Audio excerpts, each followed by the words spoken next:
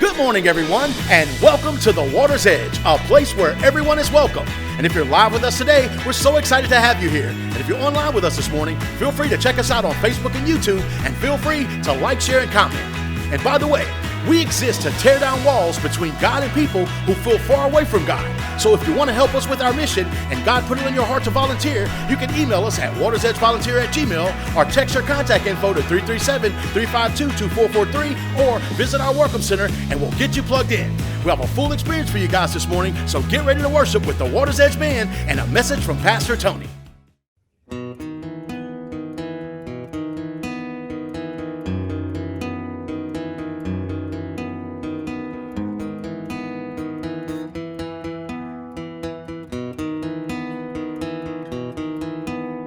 It's already been done. You can't add to his blood. It was once for all. The Father gave his Son. Forever we are changed by the miracle of grace. Throughout history, the Father's light remains. Praises rise endlessly. We lay our lives before the King, who was, who is. His love will always be the hope for all eternity.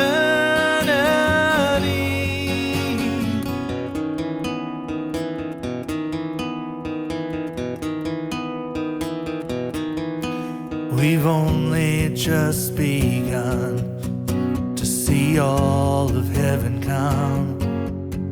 Every fear will bow at the Father's perfect love. For your kingdom is at hand, and the gates of hell won't stand. Now in victory we lift our song again. Praises rise endlessly. We lay our lives before the King, who was, who is. His love will always be the hope for all eternity.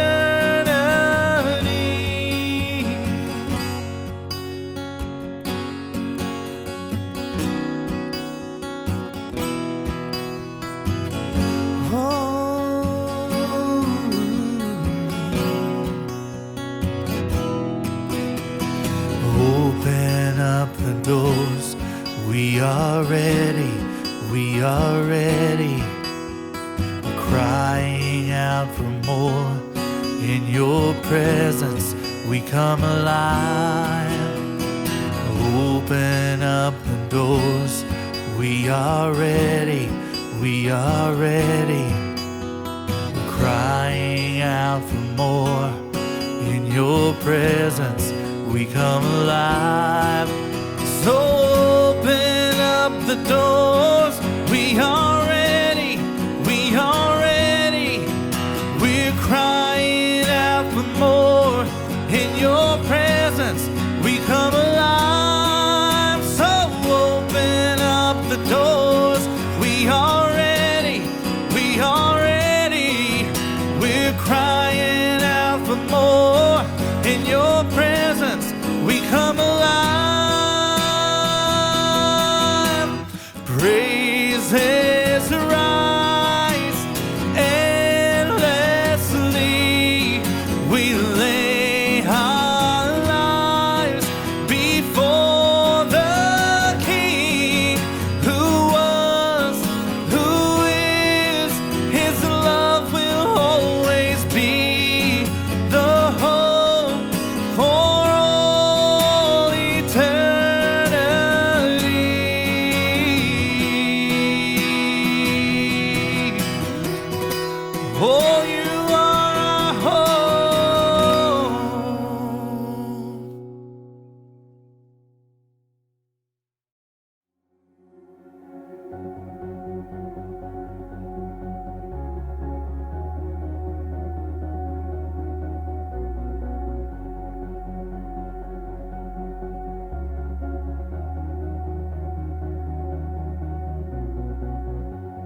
love endured that ancient cross. How precious is my Savior's blood. The beauty of heaven wrapped in my shame. The image of love upon death's frame. Having my heart was worth the pain. What joy could you see beyond the grave? If love found my soul worth dying for, how wonderful, how glorious.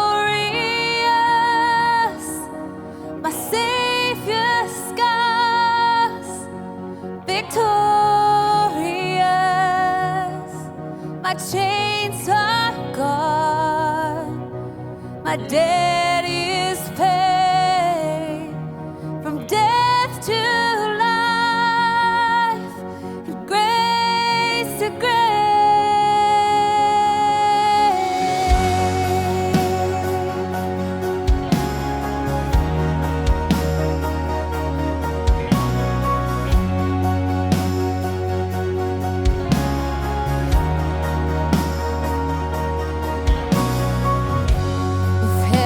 Now owns that vacant tomb. How great is the hope that lives in you. The passion that tore through hell like a rose. The promise that rolled back death and its stone. Is worth the life you raised.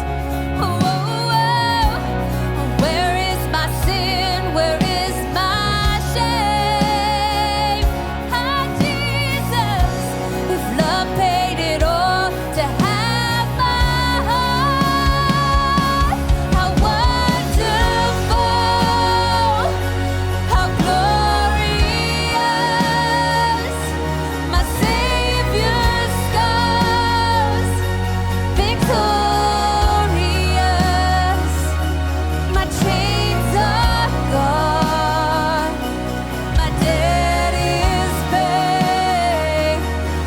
Death to life, and grace to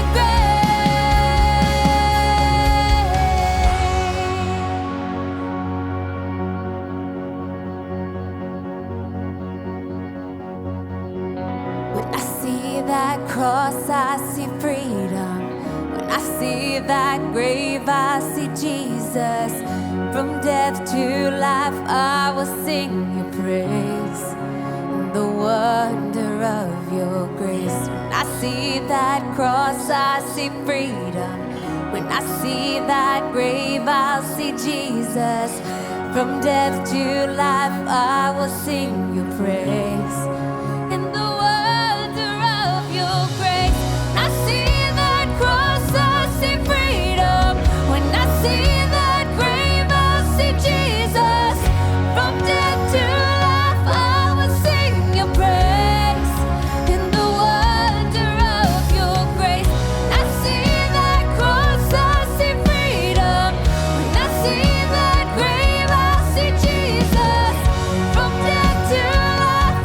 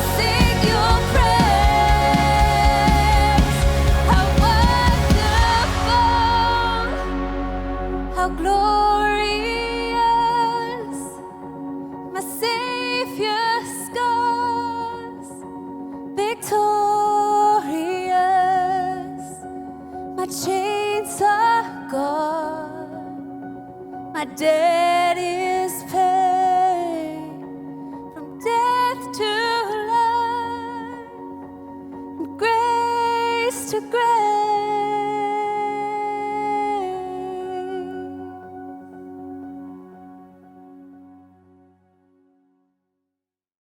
I'd like to take this time, though, to thank all of you for helping us feed more people, love more people, and helping more people in need from our community.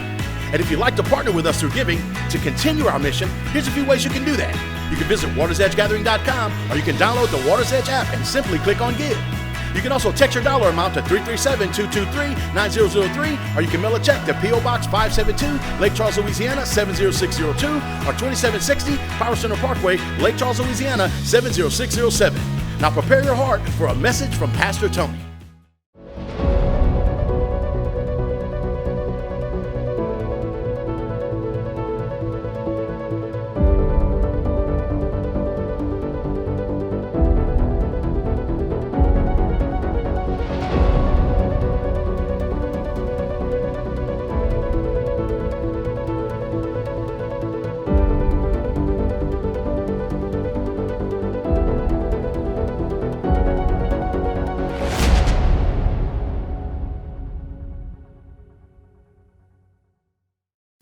What's up, everybody? Good morning and welcome to our Waters Edge online Sunday morning worship experience.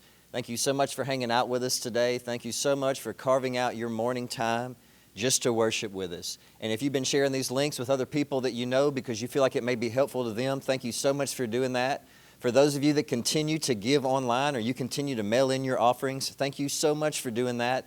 This past week, we fed over 1,000 people out of our food pantry this past Thursday. That was all because of your love and your generosity. It helps us make an impact in this city. Thank you so much. Let's keep it up.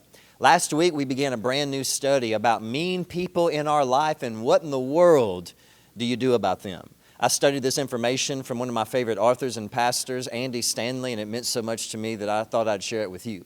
Have you ever heard someone say that person, he or she, is not a bad person, but sometimes they just do bad things? Like we talked about last week, that kind of makes a bad person. Or have you ever heard someone else say, that person, he or she is not really a mean person, but sometimes they say mean things and sometimes they do mean things because they've been going through this or they've been going through that. Sometimes we say that. Sometimes we say, yeah, I'm not really a mean person, but sometimes I just say mean things or react in mean ways or I do mean things because I'm going through this in my life or that in my life. But if you say mean things to people and you treat people in mean ways, then that makes you a mean person. Now, we all have people in our life who bug us, who push our nerves. We're not talking about those types of people because honestly, we can be the same way. We can get on other people's nerves. But in this series, this is what we talk about when we're talking about mean people specifically. We're talking about people who are unpredictable, people who are unkind, people who are liars, people who manipulate, people who are controlling, people who are selfish, people who are users. And we pointed this out. If you and I are not prepared, if we're not prepared, then mean people in our life start to gain a measure of control over our life. And this is what I mean by that. Before you and I know it, we start to act and react to them in ways that we've never wanted to be like. We start to be mean to mean people. And we start to be like those very people that we dislike because they're mean. And so when we do that, that's when they've gained a measure of control over our lives. For instance, the golden rule in the New Testament says this: do unto others as you would have them do unto you. This is how we follow Jesus Christ. This is the Jesus model. Treat other people in the way that you would like them to treat you. It doesn't mean that they will, and it doesn't mean that it'll pay off because many times it doesn't. It just says to treat people the way that you want to be treated. But if we're not careful and we don't know how to respond to mean people, then we do this. And remember this, we do unto others as they have done unto you. This is revenge. This is vendetta. This is getting even. And ultimately, this makes us just like the mean people that we dislike. But we also pointed this out. If the mean person who has abused you and hurt you or just crushed your heart, if they're at a place in their life where it seems like you just can't touch them, for whatever reason, it's out of your control to get them back, whether it's a boss or a spouse or something like that, then you and I start to do this. We start to do unto others as someone else has done unto us. And this is when you and I start to become just like those people that we dislike. Mean people can make you mean if you're not prepared, because when we're around mean people, we talked about this last week, it always throws us off balance and it forces us to compensate. When someone catches us off guard, it always forces us to compensate. Like that annoying person that you ride with, and as soon as you get out of the truck and you walk around the front to go into the store, and as soon as you get to the front of the truck, they just blow on their horn just to make you jump, catches you off guard. Or if someone runs up behind you and they shove you and you don't expect it, it catches you off guard and it forces you to compensate because now you're off balance. Well, mean people can throw you off of the type of person that you want to be, and that's a good person. It's difficult to not be mean and insensitive to mean people. Getting even makes us feel better, but getting even makes us just like the people that we don't like. In fact, most of our greatest regrets in this life is how you and I responded to hurtful, mean people in our life. And so last week we talked about the third option to protect us from regret. There's do unto others as they have done unto you. This is off balance for a disciple of Jesus Christ. There's do unto others as someone else has done unto you. This is off balance for a disciple of Jesus Christ. But the third option is what Jesus modeled, and that option was this: to do good to all people, even those people that have mistreated you.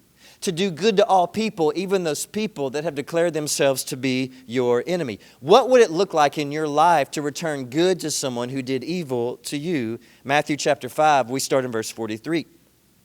You have heard that the law says, love your neighbor and hate your enemy. But I say, love your enemies. Pray for those who persecute you. In that way, you'll be acting as true children of your Father in heaven. For he gives his sunlight to both the evil and the good. He sends rain on the just and the unjust alike. If you love only those who love you, what reward is there for that? Even the corrupt tax collectors do that much. If you only love those people that love you back, there's no reward in that. That's easy, that's weak, that's predictable. But you and I don't want to tell a predictable story with our life. You and I want to tell a remarkable story as a Christ follower. So last week we looked at a story, a conflict between David and a rich man named Nabal, and they both messed up. Nabal was just a mean man, and he was mean to David. So as a result, David was thrown off balance. He was forced to compensate, and in his uncontrolled anger, he was going to get revenge and be mean right back. But there's another character in this story, Nabal's wife, and her name was Abigail. Now,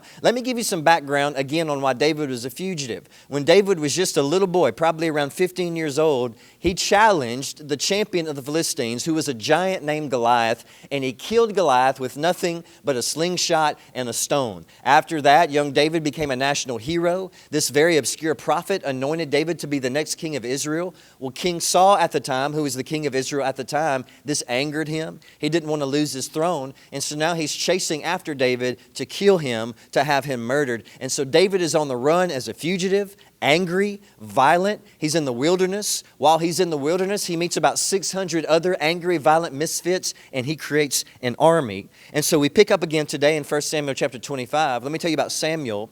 Samuel was sort of like David's biographer, and so we start reading about David's life. 1 Samuel 25, verses 2 through 3. There was a wealthy man from Moab who owned property near the town of Carmel. He had 3,000 sheep and 1,000 goats, and it was sheep shearing time. This man's name was Nabal. His wife was Abigail. She was sensible and a beautiful woman. But Nabal, a descendant of Caleb, was crude and mean in all his dealings. So here's this man who's rich and mean. And he's about to shear his sheep, and what that meant was he's about to collect his yearly profits and see how wealthy that he'd gotten, and he was going to get very wealthy. 1 Samuel 25:7. I am told that this is sheep shearing time. While your shepherds stayed among us near Carmel, we never harmed them, and nothing was ever stolen from them. So David is asking Nabal for some help, for some food, for some provisions while we're out here in the wilderness. In fact, he says the profit that you're about to make is kind of because of us.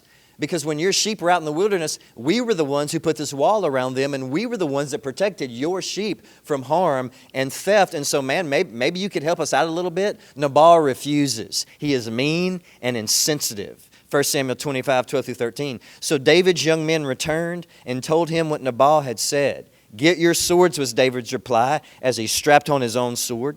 Then 400 men started off with David, and 200 remained behind to guard their equipment. So David gets thrown off balance by how mean Nabal was. He gives into the wrong options. Do unto others as they have done unto you, and do unto others as someone else has done unto you. And so there is about to be a massacre. David is about to leave no one alive in Nabal's household, his servants, no one's going to remain alive. 1 Samuel 25:21. David had just been saying, a lot of good it did to help this fellow. We protected his flocks in the wilderness, and nothing he owned was lost or stolen, but he has repaid me evil for good. Remember last week we talked about this, that right here he's building up a case to justify doing the wrong thing in his mind and in his heart. And I know people that do the same thing today. They will find reasons to justify anything they want to do, anything they feel like doing. They will sit back and they will build a case in their mind. They will build a case in their heart as to why they should take this step that they really know they shouldn't take. We do this all the time. Meanwhile, I want you to notice something else that was going on in this story. This is so cool. 1 Samuel 25, we start in verse 14. Meanwhile, one of Nabal's servants went to Abigail and told her, David sent messengers from the wilderness to greet our master, but he screamed insults at them. These men have been very good to us, and we never suffered any harm from them. Nothing was stolen from us the whole time they were with us. In fact, day and night they were like a wall of protection to us and the sheep.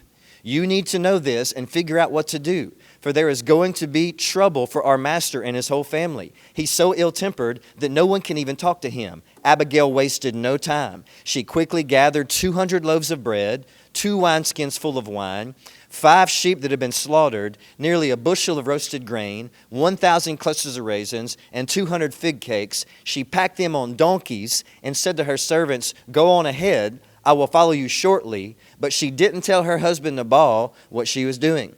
So Abigail, Nabal's wife, actually modeled a different option, the Jesus model, the Jesus way. And this is what she did. She assembled a caravan of food donkeys. You say, Tony, what's a food donkey? Well, if you look around Lake Charles after the hurricane, you saw a lot of food trucks. Well, back in Bible days, a food truck was a food donkey. Today we load up trucks with grilled cheeses and all kind of good stuff, and we go out and we sell them. Well, back then they would load up donkeys with food. And so here comes the food donkeys. She loads them up with food. Meanwhile, David's men were coming out of the mountains ready for battle. As they're coming out of the mountains ready for this massacre, they see in the valley below Abigail and all these donkeys filled with food. And have you ever done that? Have you ever done that? Have you ever just been ready to get somebody back in anger, and as soon as you get ready to take that step, they apologize and they make amends with you and ruin your anger? It's humbling, isn't it? And it forces you to face your faith. All of a sudden, it makes you realize how off balance and how unchristian and how irrational our anger really is. Abigail ruins the anger of David by showing up with an act of kindness, and that's what acts of kindness always do.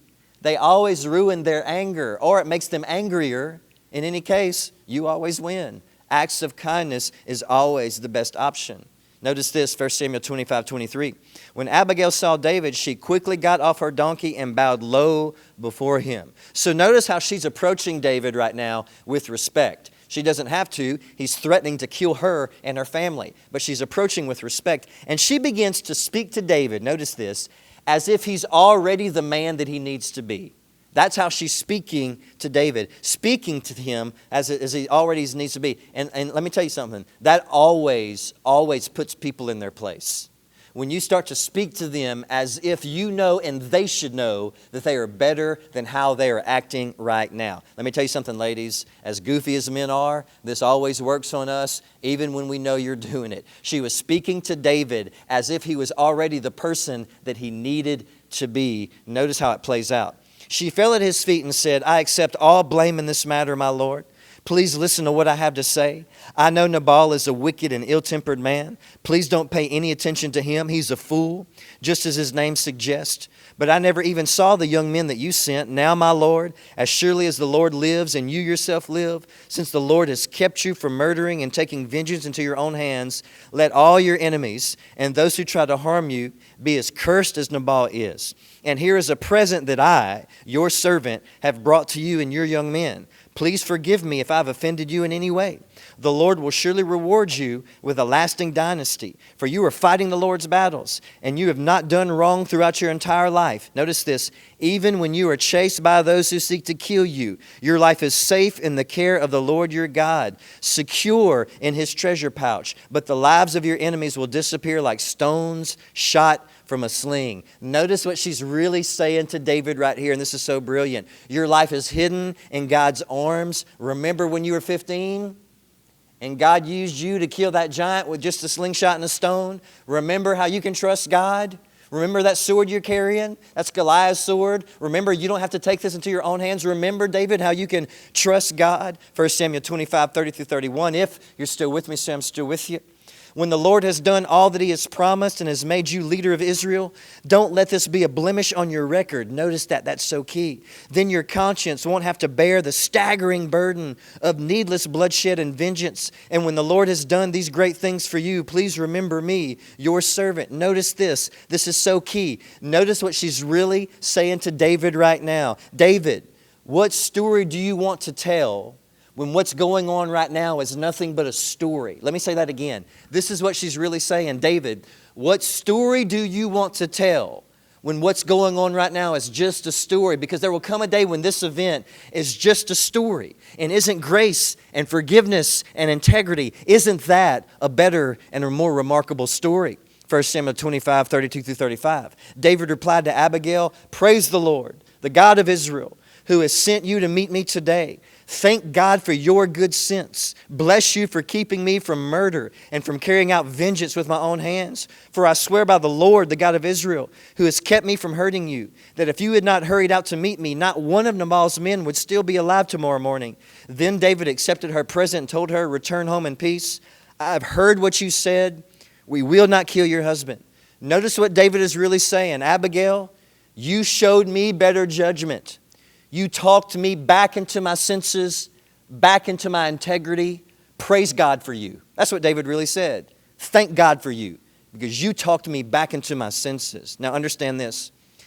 Many of our regrets in this life could have been avoided if you and I would have just listened to the Abigails in our life who tried to talk sense into us when we were ready to step over the line. And in love, they were telling us the truth in love, not to step over that line, not to get them back, not to give in to anger, not to give in to that temptation, not to get even, not to get revenge. We would have avoided so much regret if we would just listen to those Abigails. Because remember this, what you want immediately sometimes will get in the way of how you want your life to end up ultimately. Let me say that again. What you want immediately sometimes will get in the way of how you want your life to end up ultimately. Notice what's next. If you're still with me, say I'm still with you. 1 Samuel 25, 36 through 38. When Abigail arrived home, she found that Nabal was throwing a big party and was celebrating like a king. He was very drunk, so she didn't tell him anything about her meeting with David until dawn the next day. In the morning, he had a stroke, and he lay paralyzed on his bed like a stone. About 10 days later, the Lord struck him, and he died. Ouch. By the way, mean people will always end up paying for their choices. You don't have to get them back. Leave that in the hands of God. He can deal with it. Next, 1 Samuel 25, 40. When the messengers arrived at Carmel, they told Abigail, David has sent us to take you back to marry him. And she did. She married David. 3 characters, 3 responses, 1 hero.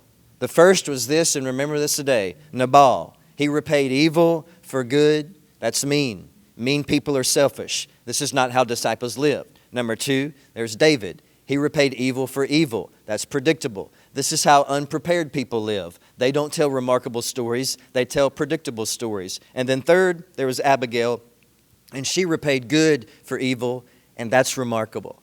This is the Jesus way. This is the Jesus model. This is the life of a disciple. And these are our choices. If we say that we've given our life to Christ, we only have one option, and that's the remarkable one. If you're still with me, say I'm still with you. Luke chapter 6, verses 27 through 28. But to you who are willing to listen, I say, love your enemies, do good to those who hate you, bless those who curse you, pray for those who hurt you.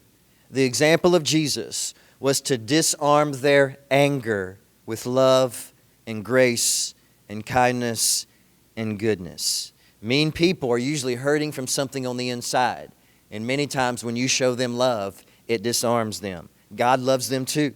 Luke 6:35. Love your enemies. Do good to them. Lend to them without expecting to be repaid. Then your reward from heaven will be very great, and you will truly be acting as children of the Most High, for He is kind to those who are unthankful and wicked. When we live remarkable in this way, when we choose not to do unto others as they have done unto us, when we choose not to become the type of person that does unto others what someone else has done unto us, when we do good to those people that have mistreated us and hurt us, if you do this, then this is what your life will look like. It'll look like Jesus. And that's what we all want today. Thank you so much for tuning in. Thank you so much for hanging out with us. We love you. Hope to see you back next week. We hope you have a wonderful week. We really hope you enjoyed today's service, and we pray that the message from Pastor Tony encouraged you and helped you in some way today. And if you're moved by the message and want to connect with us through social media, you can hit us up at Waters Edge Gathering on Facebook and WatersEdge_LC on Instagram. You can also download our app where you can do online giving, listen to online worship, or you can replay messages from Pastor Tony. If you want to know more about salvation and baptism, want to volunteer, or need a prayer request, you can visit our Welcome Center and talk to our wonderful volunteers, and they'll get you plugged in. We absolutely can't wait to see you guys next week at the Water's Edge, a place where everyone is welcome.